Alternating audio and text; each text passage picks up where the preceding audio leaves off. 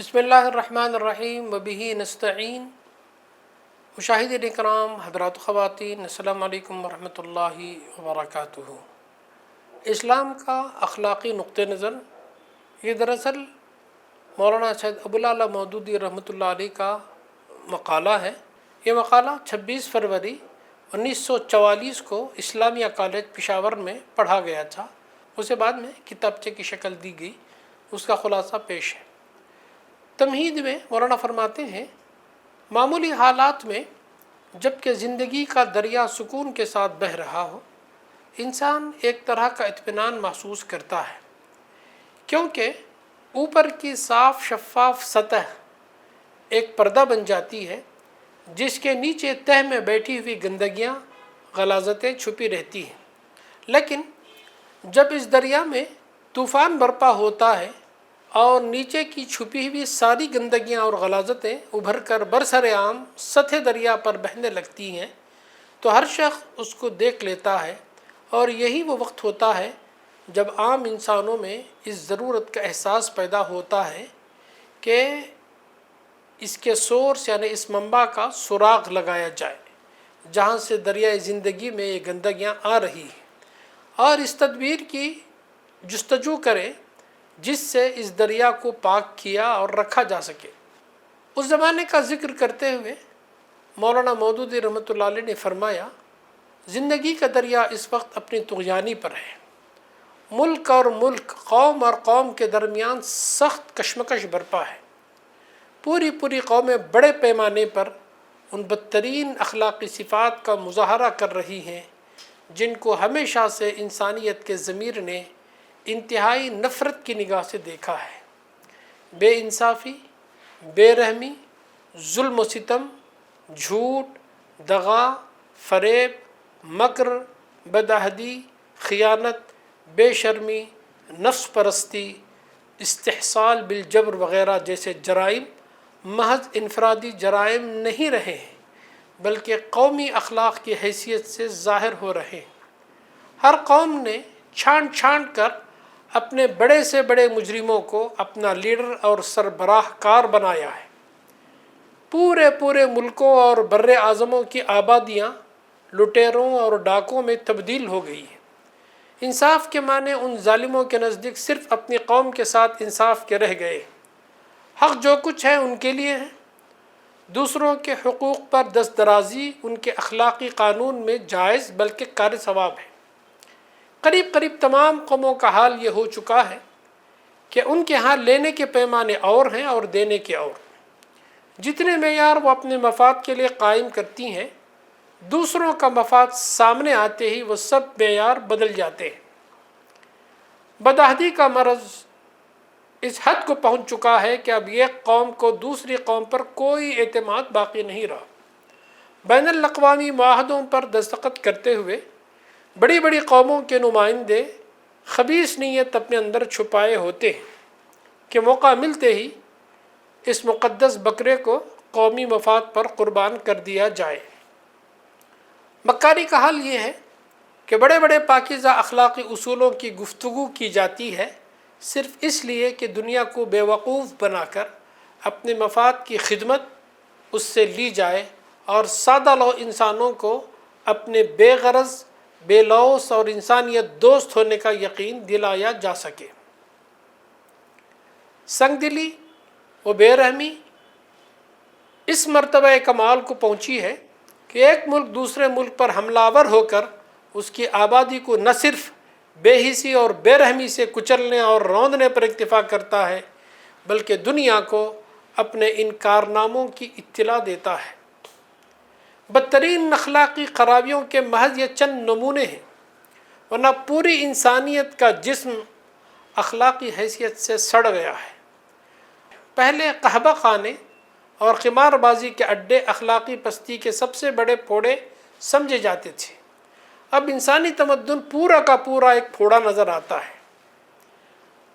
قوموں کی پارلیمنٹیں اور اسمبلیاں، حکومت کے سیکریٹریٹ اور وزارت خانے، عدالتوں کے ایوان اور وکالت خانے، پریس اور نشرگاہیں، یونیورسٹیاں اور تعلیمی ادارے، بینک اور صنعتی و تجارتی مراکز سب کے سب پھوڑے ہی پھوڑے ہیں جو کسی تیز نشتر کا مطالبہ کر رہے ہیں۔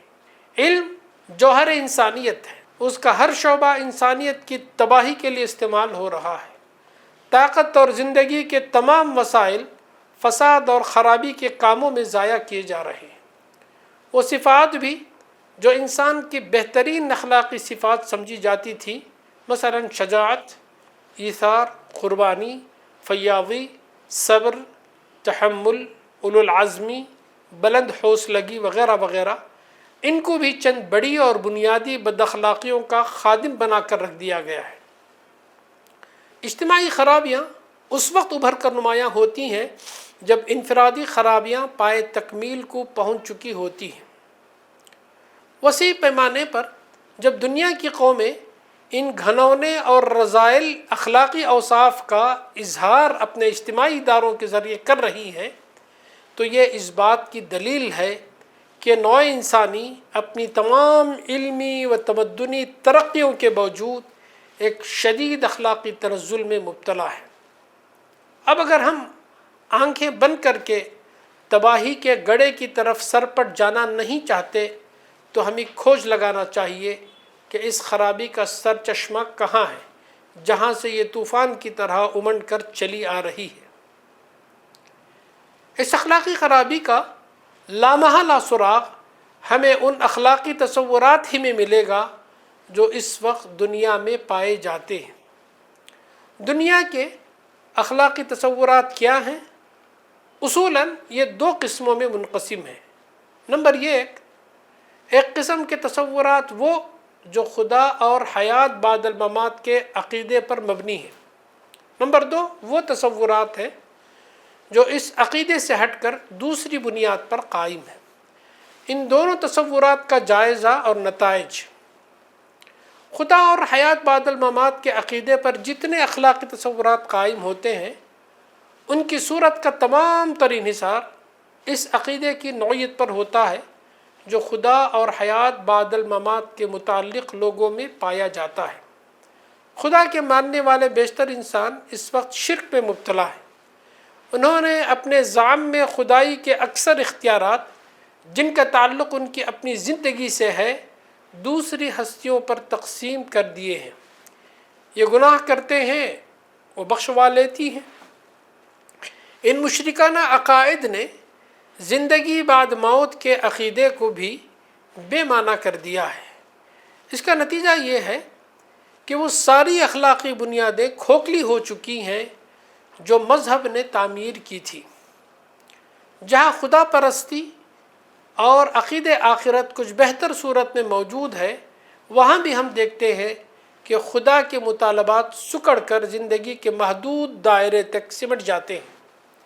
چند اعمال، چند رسوم اور چند پابندیاں ہیں جن کا محدود انفرادی و اجتماعی زندگی میں خدا ان سے مطالبہ کرتا ہے اور اس کے عوض میں اس نے ان کے لیے جنت مہیا کر رکھی ہے۔ ان محدود مطالبوں کو پورا کرنے کے بعد یہ آزاد ہے کہ اپنی زندگی کے معاملات جس طرح چاہیں چلائیں۔ اس تنگ مذہبی تصور نے زندگی کے معاملات پر مذہبی اخلاقیات کے انطباق کو بہت محدود کر دیا ہے اور اخلاقی گرفت سے بچ نکلنے کا راستہ بھی کھول دیا ہے۔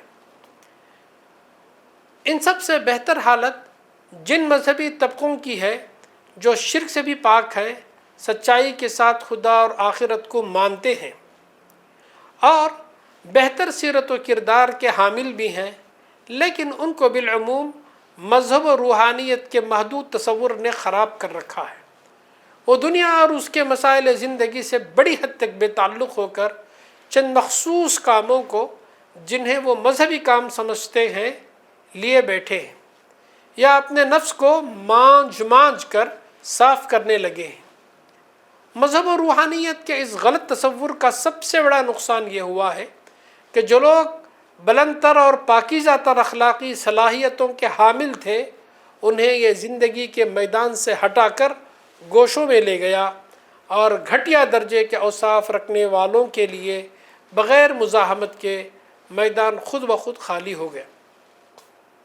انسانی تمدن کی گاڑی بالفعل جو لوگ اس وقت چلا رہے ہیں ان کے اخلاقیات خدا اور آخرت کے اساسی تخیل سے خالی ہیں اور دانستہ خالی کیے گئے ہیں۔ اگرچہ ان میں کثیر التعداد لوگ کسی نہ کسی مذہب کے قائل ہیں، مگر ان کے نزدیک مذہب ہر انسان کا محض ایک شخصی و انفرادی معاملہ ہے۔ اجتماعی زندگی اور اس کے معاملات سے مذہب کو کوئی سروکار ہی نہیں ہے۔ پھر ان معاملات کو چلانے کے لیے انہیں الہی ہدایت کے رجوع کرنے کی ضرورت ہی کیا ہے؟ گزشتہ صدی کے اواخر میں یعنی 18ویں صدی میں جس اخلاقی تحریک کی ابتدا امریکہ سے ہوئی، پھر انگلستان اور دوسرے ممالک میں پھیل گئی، اس کا بنیادی مسلک امریکی انجمن اخلاق کے مقاصد میں یہ الفاظ درج ہیں: انسانی زندگی کے تمام تعلقات، خواہ وہ شخصی ہوں، اجتماعی ہوں، قومی ہوں یا بین الاقوامی، اخلاق کی انتہائی اہمیت پر زور دینا بغیر اس کے کہ مذہبی معتقدات یا ما بعد الطبعی تخیلات کا اس میں کوئی دخل ہو۔ یہ الفاظ اس پورے طبقے کی نمائندگی کر رہے ہیں جو اس وقت دنیا کے کاروبار کو عملاً چلا رہے ہیں۔ سبھی نے بالفعل اپنے اخلاقیات کو خدا اور آخرت کے عقیدے اور مذہب کی اخلاقی رہنمائی سے آزاد کر لیا ہے۔